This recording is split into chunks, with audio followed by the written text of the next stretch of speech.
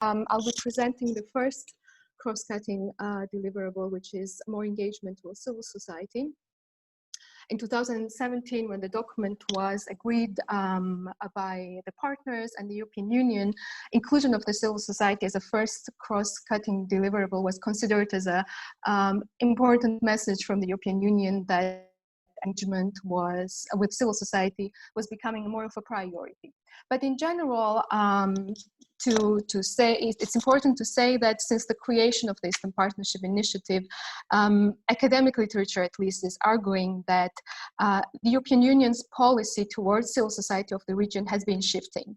And this shift has been assessed more of a positive because it has been upgrading towards a bit more of an ambitious partnership, coming from financing and supporting civil society organizations to more of shifting towards partnership, but also see these organizations as watchdogs, but not only on the local level, but slowly to the European level as well. And by that I mean watchdogs of implementation of the EU policies in terms of the association agreement or in other important fields.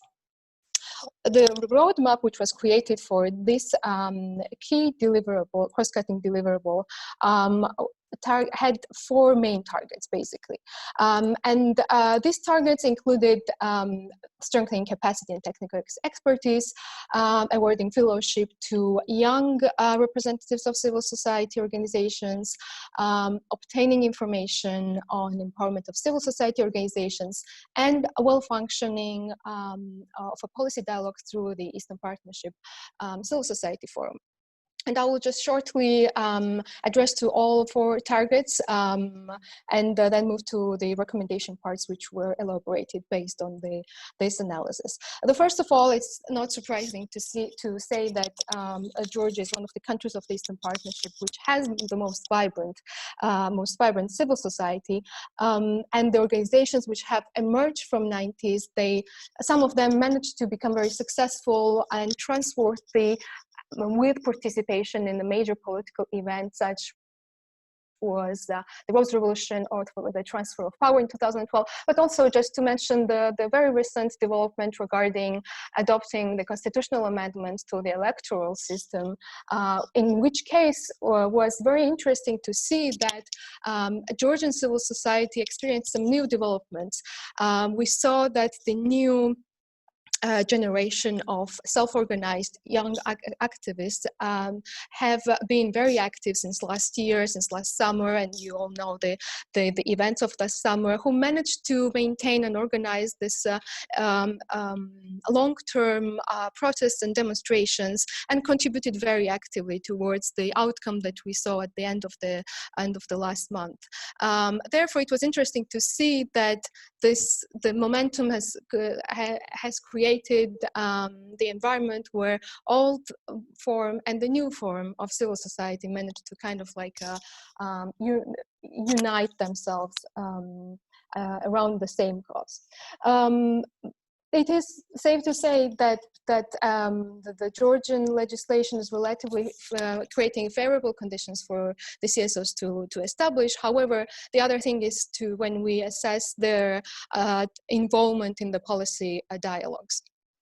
And in which, yes, the CSOs are very active. However, based on the different studies, and here I am using the study which was done for assessment of the roadmap of the European Union with engagement with CSOs from 2014-17, which concluded that even though around 61% of CSOs say that they are involved in policy dialogue, only around 36, if I'm not mistaken, say that they actually think that their contribution and participation had some impact on the policy outcome, which is not a high number, as I think we can all agree.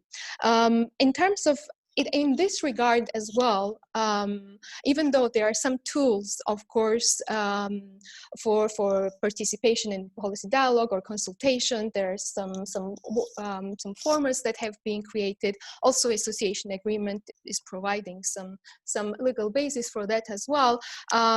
It is safe to say that these formats have been more on an ad hoc basis, depending on different line ministries or agencies, and depending also on the topic that were under the discussion. So this is definitely the direction where the more work should be done, and more involvement and also political support from the European Union is important. Regarding the technical capacity and expertise, this is of course very important direction where the European Union has been supportive of the Georgian society, civil society for many years. It's one of the main donors, and not to mention only the European Union, but also the member states. And I think this project is one of the examples of it. There have been important initiatives in this regard as well. For example, just last year, strategic partnership for capacity development, a call was launched by the European Commission.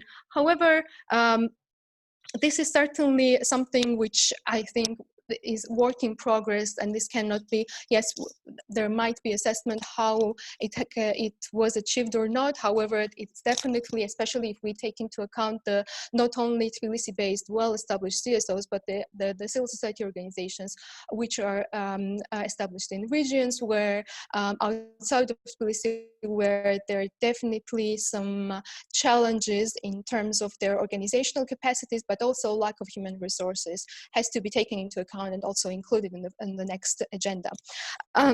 There was definitely, because one of the problems of the agenda is that some of the targets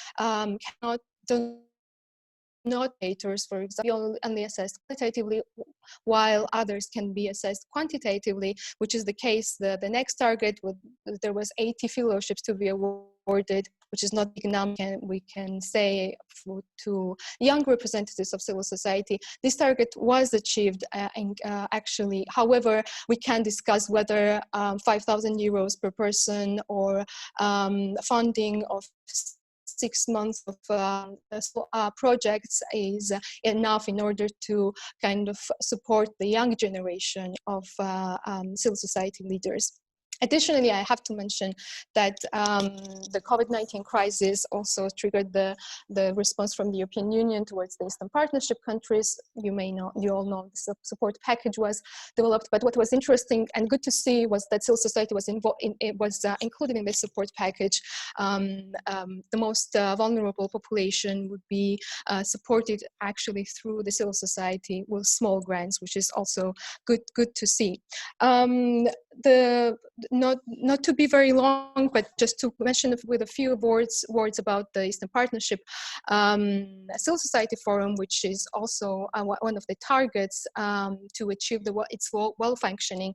Well, so far, I have to say that both the expert and also academic literature agrees that that there is a lot of criticism towards this platform about its functioning, about its structure, but also about its impact on policy, and whether it is really, while in theory it can be a strong platform which actually includes some transnational advocacy network elements, in practice it definitely needs more work, even though there has been an internal reform in 2018. And in general, to move to the recommendations and also the challenges, it needs to be said that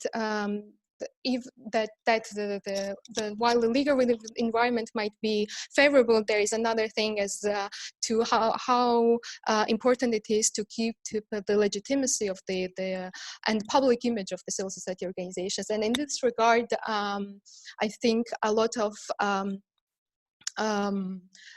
experts and members of the civil society agree that recent cases from members of the ruling party, the Georgian Dream, or the government have definitely contributed to dissemination of discredited narratives about the civil society organizations. We all remember the cases of 2018 presidential elections where some verbal attacks were directed towards the watchdog organizations, or the same attacks then we found on disseminating in social media, which is important, especially to keep in mind also from the international community, that especially that we are in this very, very important and turbulent times when October elections are coming up, and the role of watchdogs and civil society organizations will be more than ever important.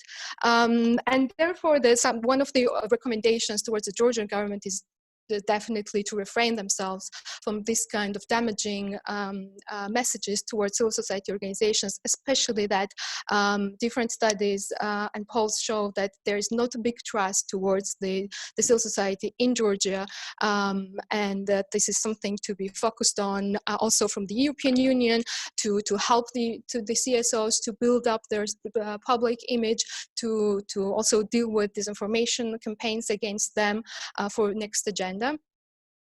Ensuring involvement of CSOs in policy-making cycles, not only in evaluation and monitoring, which is already pretty successful, I have to say, but also in policy formulation and planning, which is very important, also in regard to any developments in terms of association agreement implementation.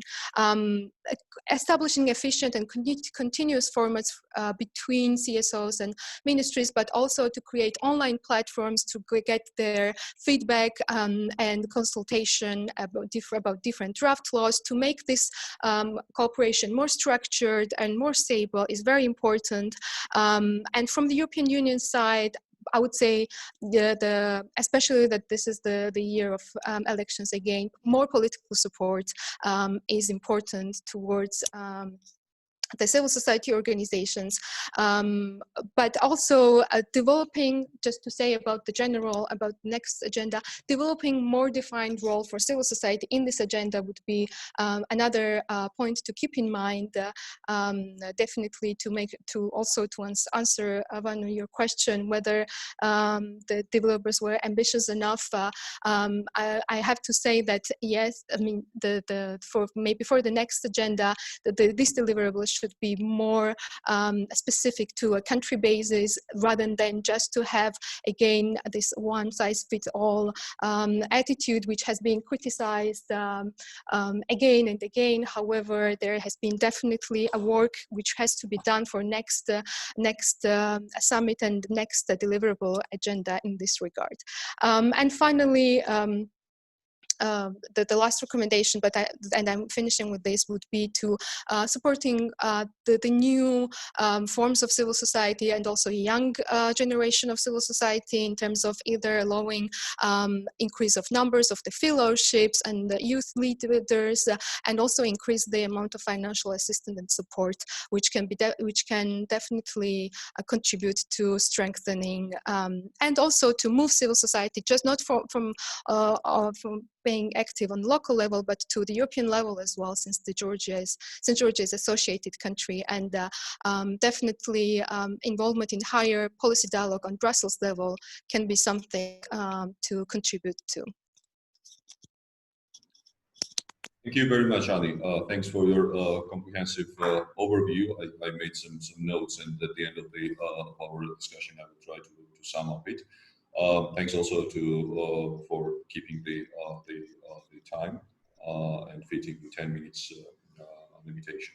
So from here we are moving to the issue related to the gender equality and non-discrimination. And on that topic, on that matter, I would like to invite Baia Pataraia to share her assessments and her views on generally about the gender equality and non-discrimination, as well as meeting those milestones which are set in Deliverable 2020. Baia, please, floor is yours, and you have 10 minutes to present your findings.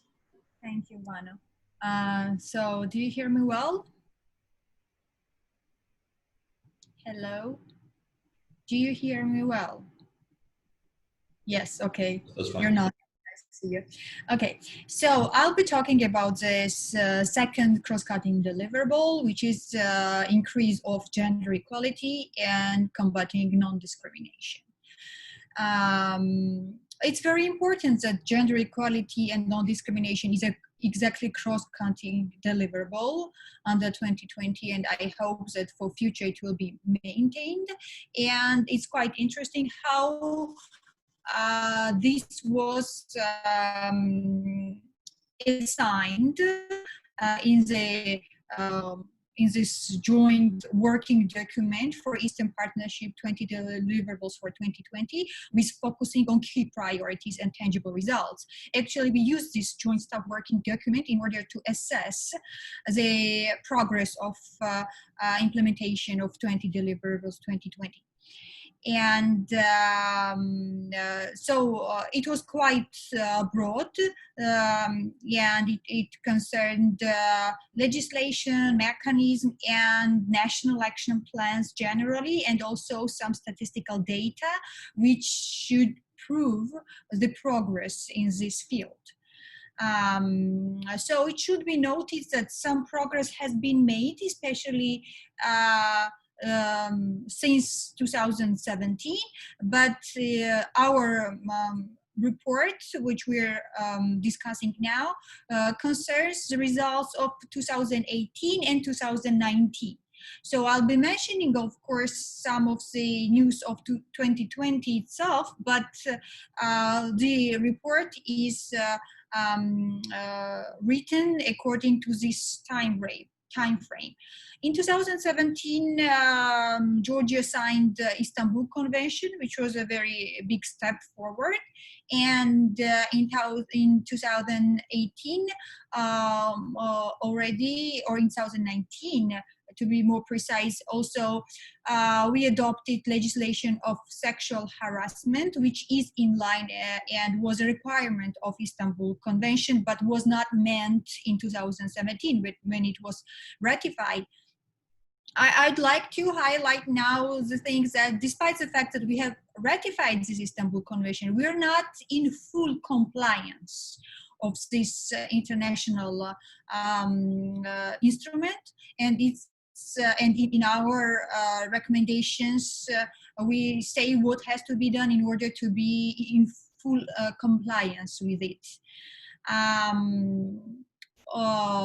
Also, some new national action plans were adopted in this period of time, and these national action plans were concerning peace and security, also domestic violence, and also gender equality action plan of the parliament itself.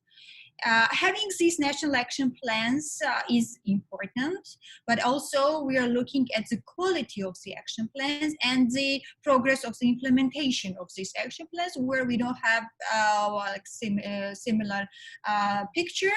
There are differences in these implementations, also regarding the reports prepared,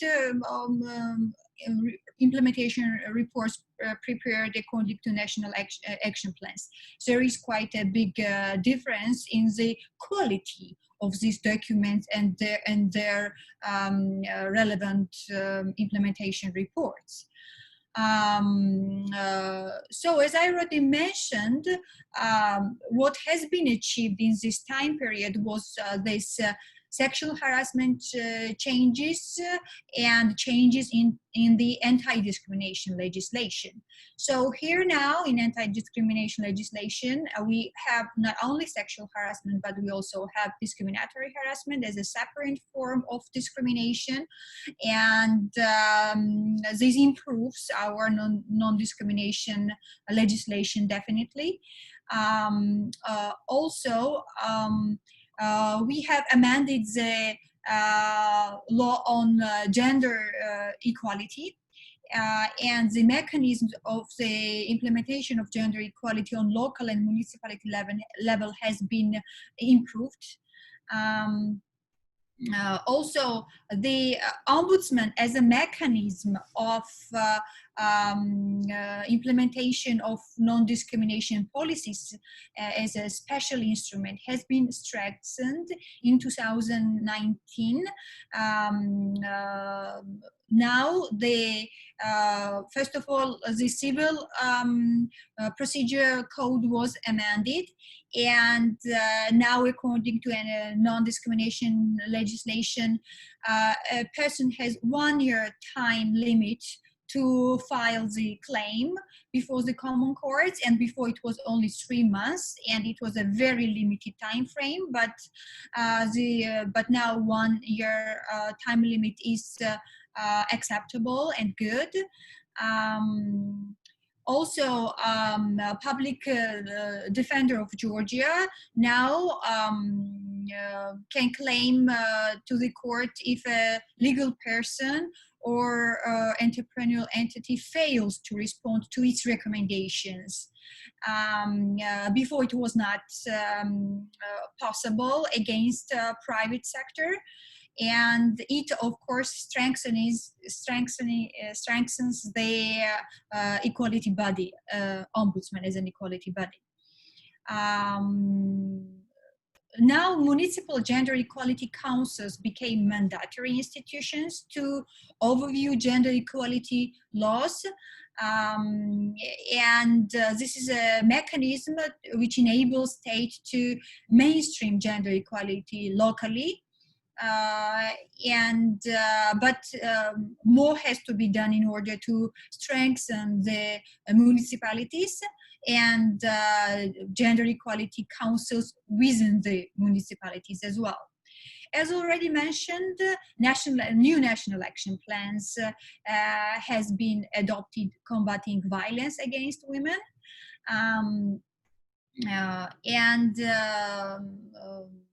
Now, the new national action plan is focusing on improving legislation and state policy, victims' access to services, and combating stereotypes and attitudes towards domestic violence. These were the major aims of this national action plan. As already mentioned, in 2018, new national action plan on peace and security was also adopted, this document also focuses on defining directions of the Parliament's work on gender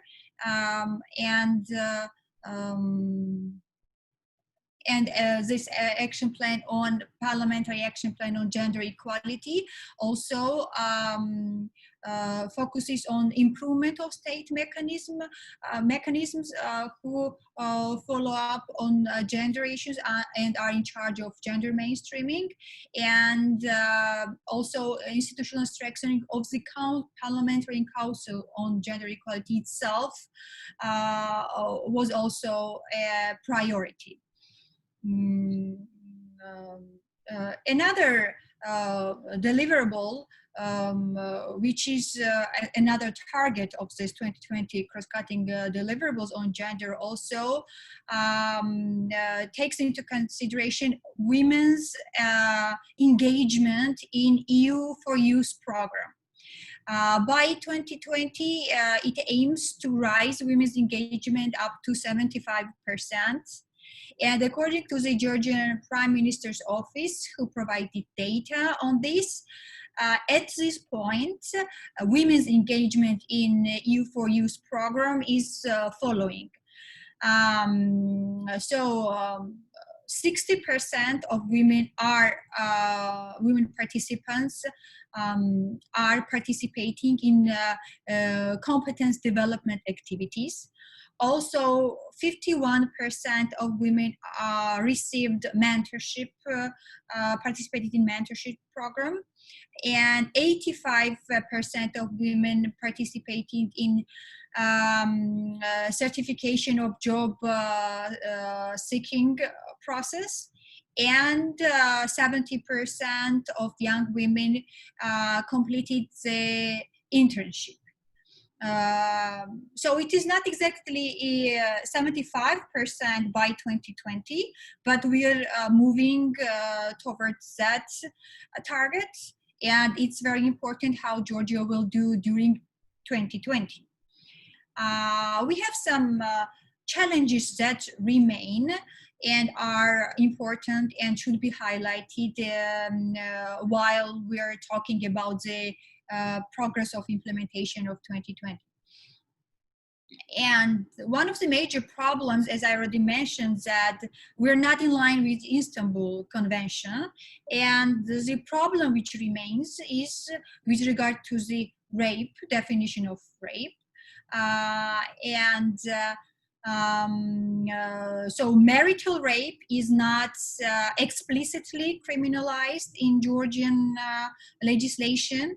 And also, Criminal Code of Georgia defines rape as a violent act or threat of violence, and consent is not the key aspect of the crime. But according to the Istanbul Convention, definition of rape should be based on consent. And additional violence or threat of violence should be an aggravating circumstances and not the actual part of the definition of rape.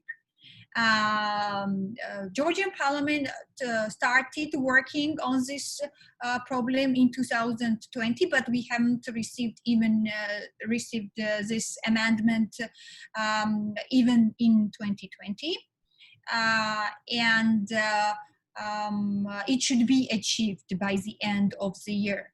To meet the Istanbul Convention requirement. Also, with regards to the national action plans, it should be mentioned that, for example, parliamentary gender equality action plan is more or less implemented, and the implementation report is available, and it is of a good quality, which we cannot say about National Action Plan on domestic violence. If we look at this action plan, we will see that most of the activities which have been implemented so far comes on civil society or international organizations, and those activities which come on state are not implemented, and we don't see their information. Sorry for interruption. Can you kind of wrap up? And yes, I'm kind of going to the end, and I will just say that other national action implementation of other national action plans is not of very good quality, and their reports are not of very good quality. So to wrap up and say the recommendations, according to this document, we have major recommendation. Our major recommendations are that definition of rape should be changed, as I already mentioned. Also, because of the women's low participation in politics, we had the recommendation on adoption of legislative quotas, and you know that it was adopted in 2020, but in this report it's not there because the report covers 18 and 19 years. And the two major recommendations are that the rest of the recommendations are that the state has to adopt a strategy to overcome gender pay gap, because this is one of the major results and problems of women's economic inequality. And we say that social service agencies should be strengthened with financial and human resources in order to effectively combat domestic and gender-based violence.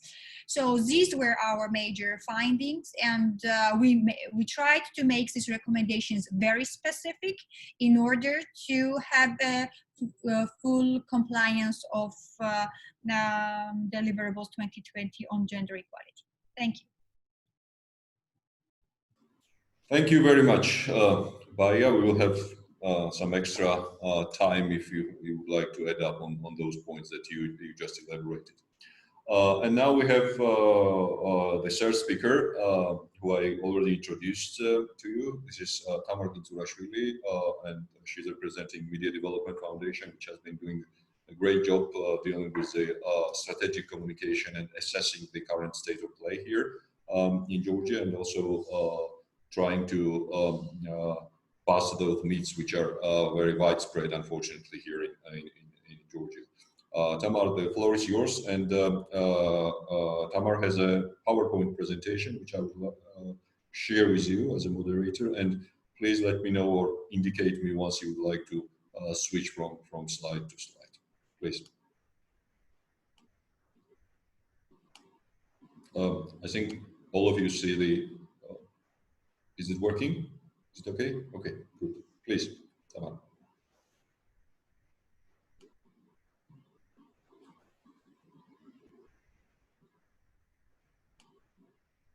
Please unmute. Sorry.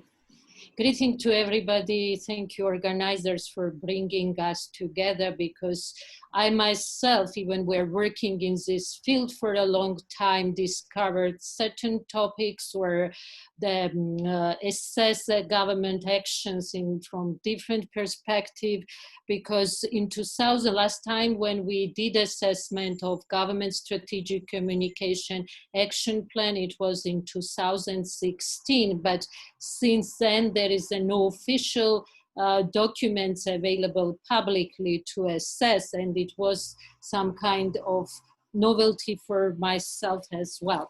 As Vano mentioned, I'm covering two key topics which are general for all countries, but there are no specific commitments or activities for Georgia.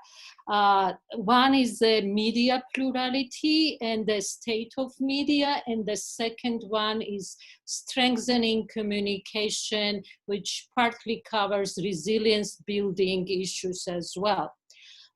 Next slide, please. According to international assessment, Georgia remains partly free country, and the media sustainability index done by IREX annually shows slight decline in the scores due to attempts of government to control media outlets.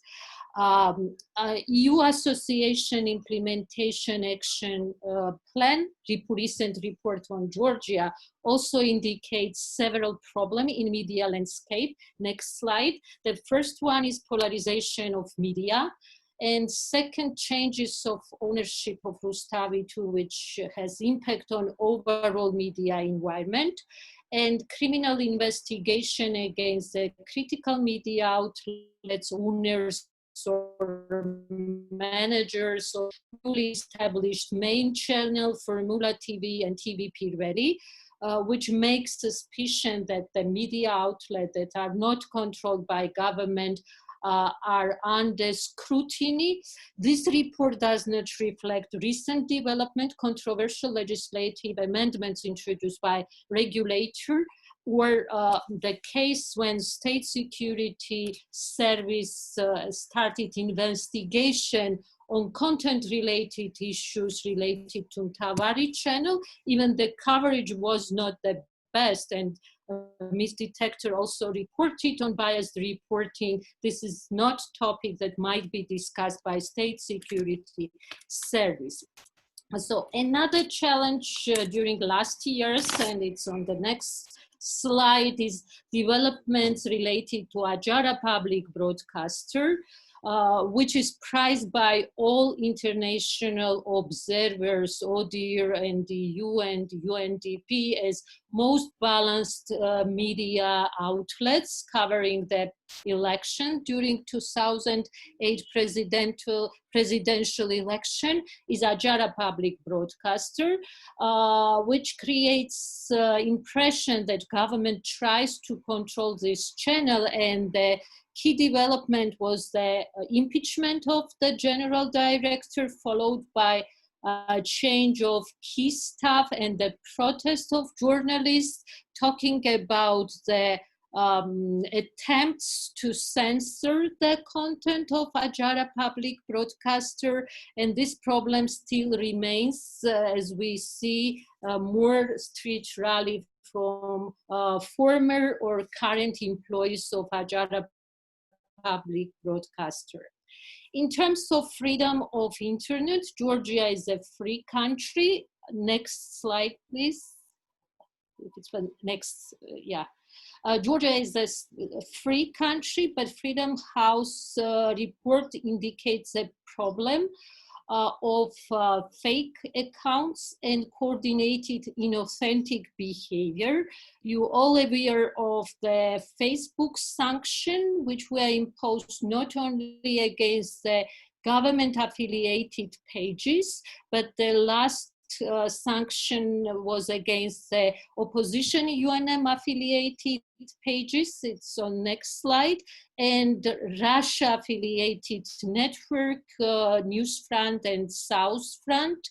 And this is also show that the misuse of media from different actors is problematic, especially ahead of elections. And one of recommendation is partly implemented since ISFED initiated this letter to address fake election, may also transparent and open this advertisement data for Georgia. Talk about legislative amendment. It's on the next slide. Government to commit to introduce new freedom of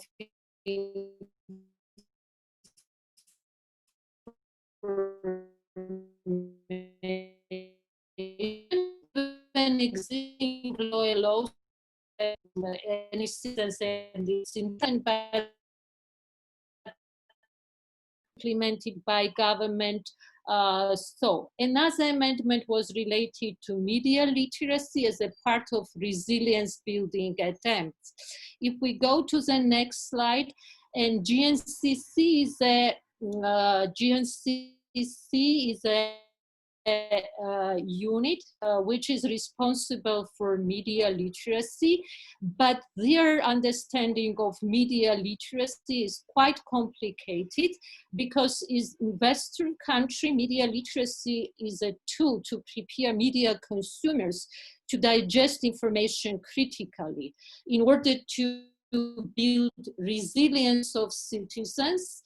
But instead of focusing on the media consumers, GNCC created alternative platform to Georgian Charter of Journalistic Ethics, which is independent body of journalists reviewing the different violation of ethical standards based on ethical principles.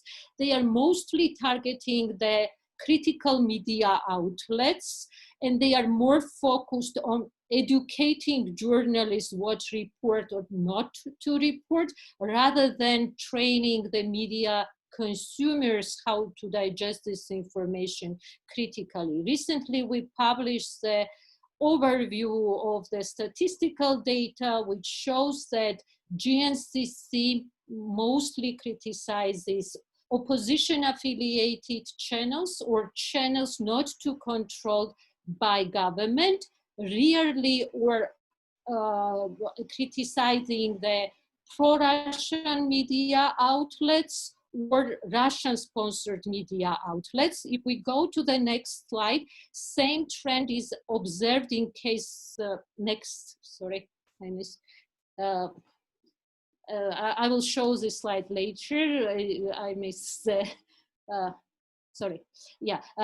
government stratcoms also are more focused on Tavari channel reporting rather than reporting done by external actors. And this is a real challenge because the quality of media reporting is something that should be discussed with within professional circle in the framework of media self-regulation.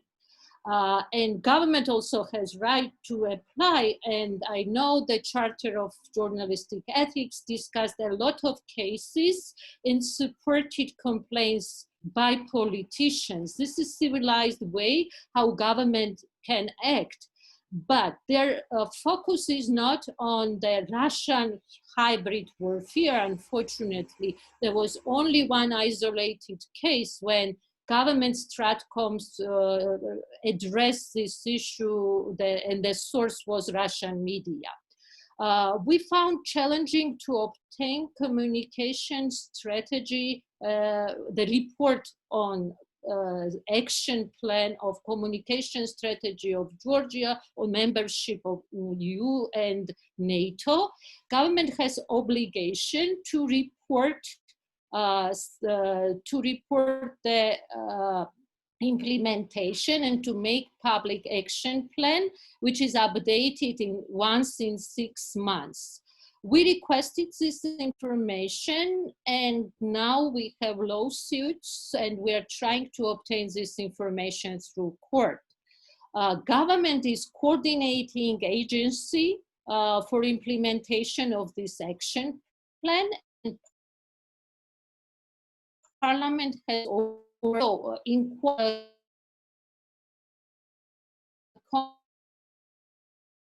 committee, and we of that itself is weak to monitor implementation process. So next slide.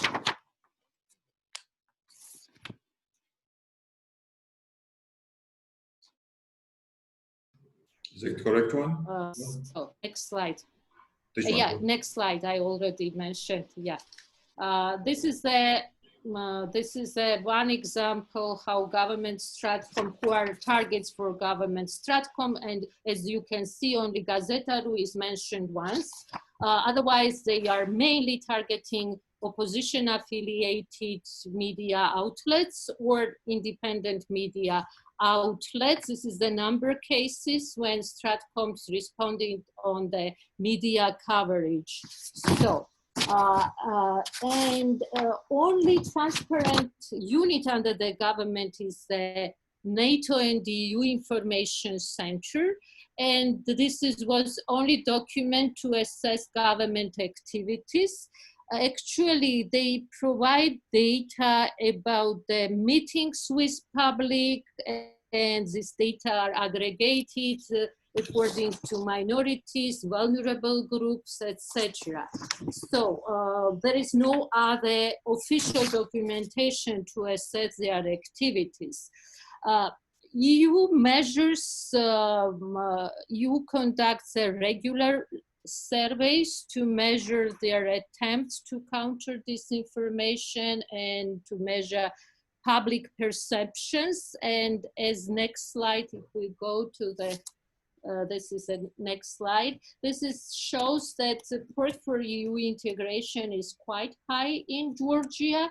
Exceptions are minority settlements, and they are under direct influence of Russian propaganda, as is shown in NDI surveys. So our one recommendation concerns minority settlement. There is a need to develop a specific region-tailored approach in order to inform minorities and to diversify channels of communication, since NDI polls show that minorities are more relying on informal sources of information like neighbors, family members, colleagues. So when the NGOs in Tbilisi or our international partners are producing some content online translated in minority languages, these are not always accessible for these regions. So one of our recommendations is about the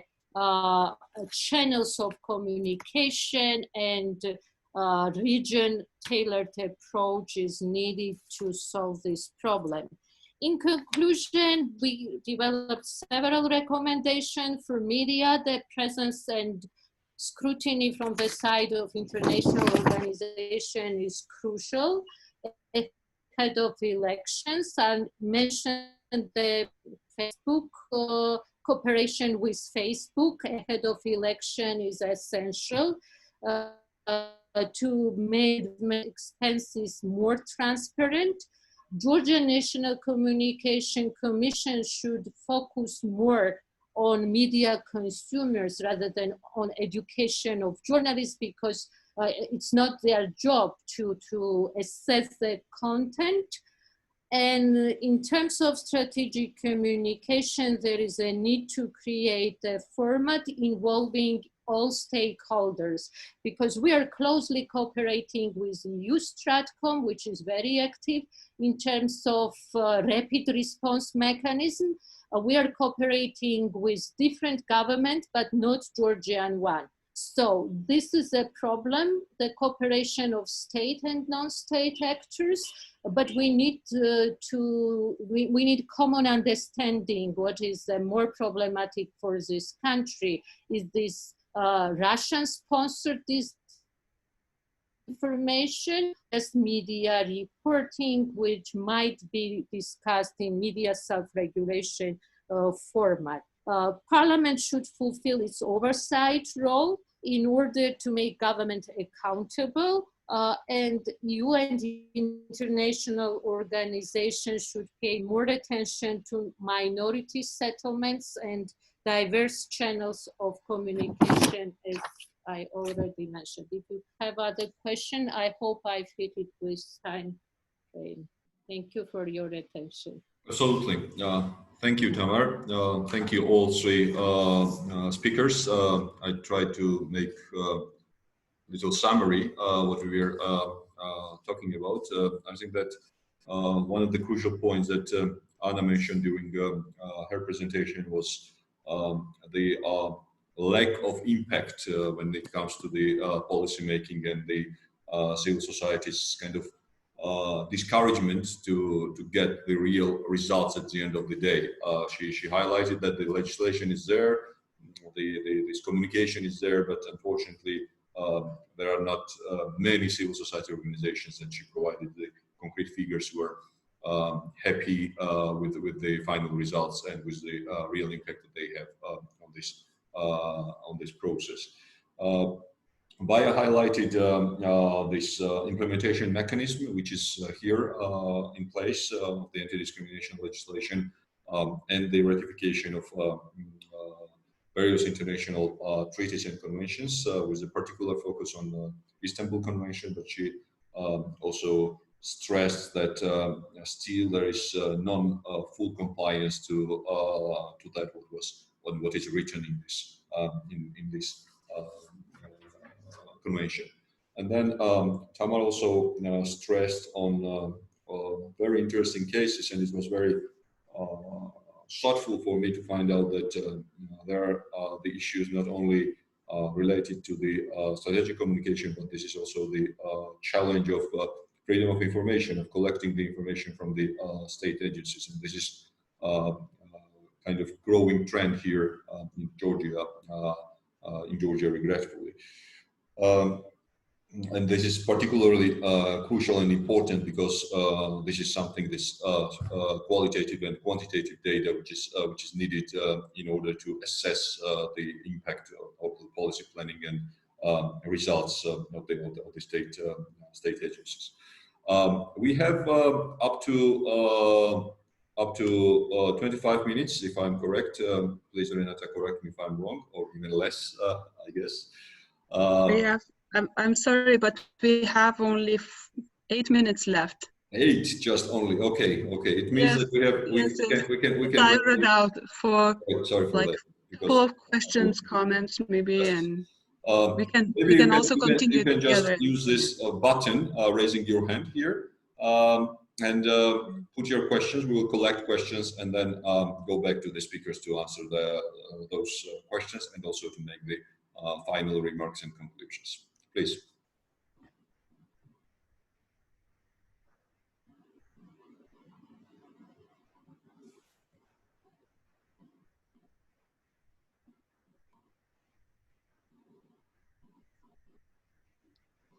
Okay, if there are no questions, I would I have a question related to the just if you can name just one deliverable which you believe should be included in a new deliverable 2024, 2025, whatever, which has the utmost importance and which should be included no matter what in the document. What do you think? What could be that kind of deliverable which should be a must for Georgia for next 4 or 5 years? Maybe we will follow the same kind of ranking and then start from Anna. Anna, what do you think? What should be, if you were there, what you will put in the new deliverable?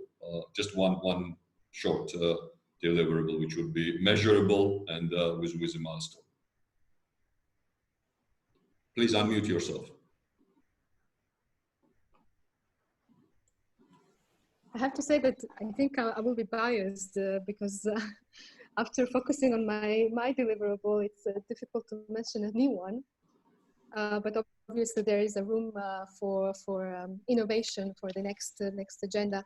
I would say that civil society definitely has to be again included in the new agenda. But as I said, there are definitely some shortcomings which has to be addressed in relation to these deliverables. And now I'm speaking about the first one. For example, defining a specific role of civil society. Yes, it is important to have enabling, and I think I'm quoting now the EU documents, enabling environment for civil society. But again, what do we mean in this enabling environment? Where do we see the role of civil society, not only in the domestic processes of the democratic processes in Georgia, but also in the cooperation between the European Union and Georgia? Yes, there are some platforms. Yes, there is Eastern Partnership Civil Society Forum. We have, again, the association agreement with its monitoring and evaluation platforms. However, still there is a lacking of specific dimension, of specific role where we can see the civil society in here. And as I mentioned, there are different challenges which I talked about. One of them that I missed in my presentation was donor dependency, and maybe this can be another direction which can be, yes, it is very important that the European Union and the member states continue their support to the civil society organizations, but maybe there is a new room now to also elaborate together with civil society organizations and maybe with the government as well, the new ways how the donor dependency can be decreased a bit and how the CSOs can really maintain their financial stability and really develop the projects that they see that they are absolutely necessary. Thank you, Anna. Baia, can we hear your opinion, what you believe should be kind of must that should be included in a new deliverable? What would be your recommendation? Just one short kind of, I understand your questions that under our deliverable. Sure, absolutely, yes, of course. Under these. Yes, indeed. So we need to turn back in the common room in 5 minutes. Okay, yeah, I think that we will fit to that. In 3 minutes, sorry. Yeah, Yeah, I think that. Very briefly, Baia. Yeah, I think that economic equality of men and women under gender equality should be of a greater focus, and there should be like real targets there and real measurables to have a real equality in the economic life. Thank you. Thank you, Baia. Tamar, please. I will be very short. Actually, media and strategic communication should remain in all documents, but to make more focus on resilience building from schools, because in many Western societies, resilience building and media literacy is part of school curricula, because it's impossible to forbid all channels.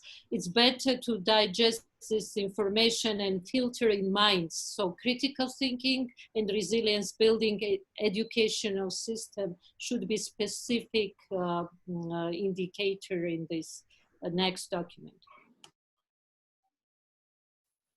Thank you very much. I would like to thank all three speakers and also those who participated in our discussion. Thank you very much. You did a great job. And I would like to start from where, to continue actually from where I started, thanking GIP and ISFED for this great job and great document that you elaborated. And I hope that next step, the lobbying activities will be followed, and those items, those issues which you addressed and tackled here will be reflecting in the following document that European Union and Eastern Partner countries will elaborate together. Again, thank you so much, and have a nice day. Thanks. Thank you.